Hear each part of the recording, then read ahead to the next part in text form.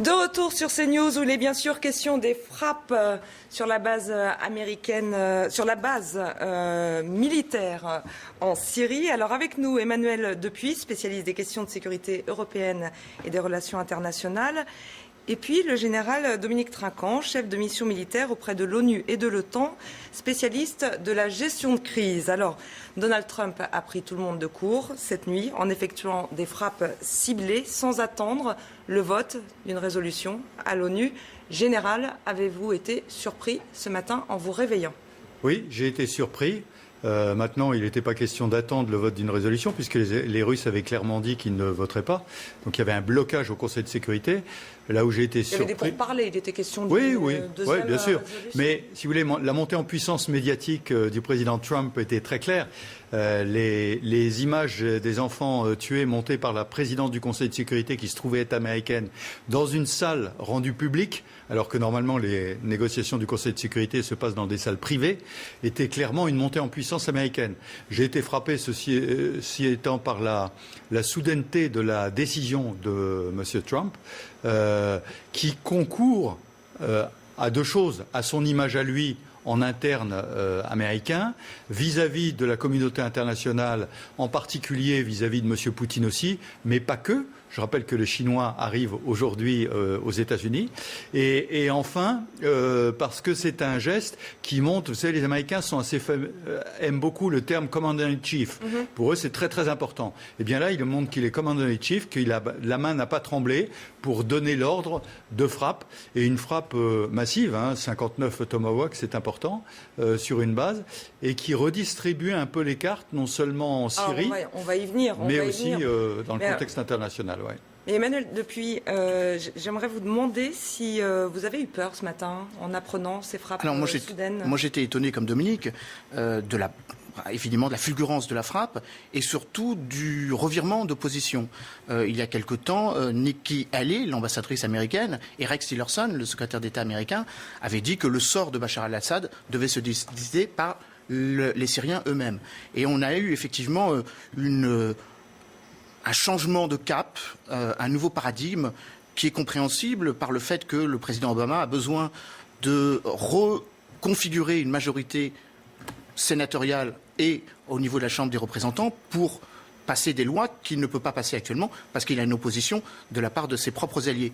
Il faut avoir à l'esprit que ceux qui le critiquaient encore il y a quelque temps pour son incapacité à être un vrai président, je pense notamment à John McCain, le puissant président de la Commission de la Défense, se sont félicités de sa capacité, comme l'a fait Marco Rubio, congressman américain donc de Floride, en disant que les Américains avaient besoin de remontrer leur capacité à impulser une dynamique au Proche-Orient qui, depuis l'intervention russe, semble un petit peu leur échapper. Alors, comme disait le général, Commander-in-Chief, alors est-ce que Donald Trump, justement, ne se prendrait pas désormais pour le gendarme du monde?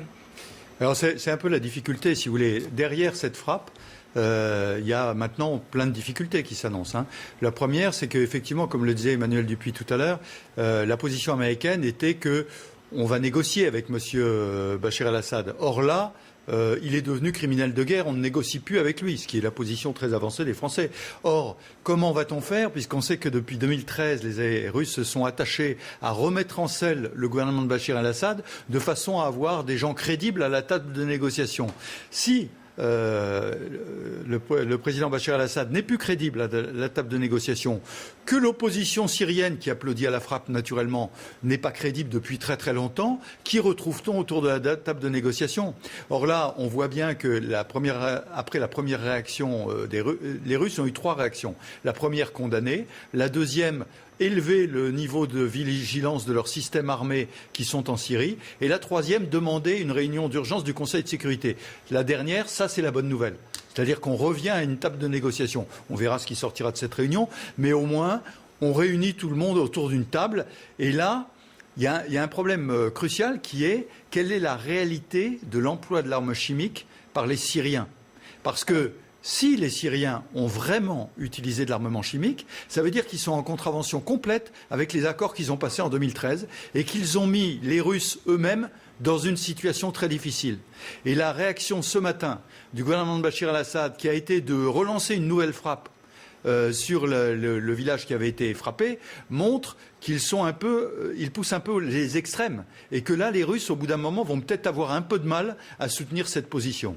Mais alors, comment expliquer cette attitude de Bachar al-Assad qui était justement revenu à la table des négociations? Enfin, c'était quelqu'un qui commençait à être fréquentable, entre guillemets.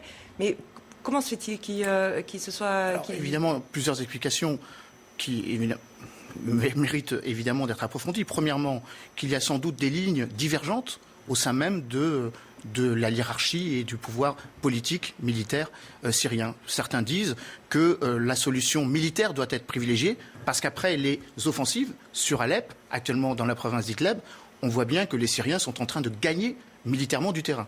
Donc il y a sans doute au sein de la proximité, ou en tout cas dans notre capacité décisionnelle, on l'a vu avec cette frappe, que la frappe contre évidemment la ville du nord-ouest qui est touchée par les attaques chimiques, qu'il y a sans doute une volonté aussi de s'émanciper d'un agenda que certains trouvent trop géré par Moscou, dans le sens que Moscou s'est inscrit dans un processus dual, diplomatique, processus d'Astana, soutien au processus onusien à Genève, négociation directe avec les Américains.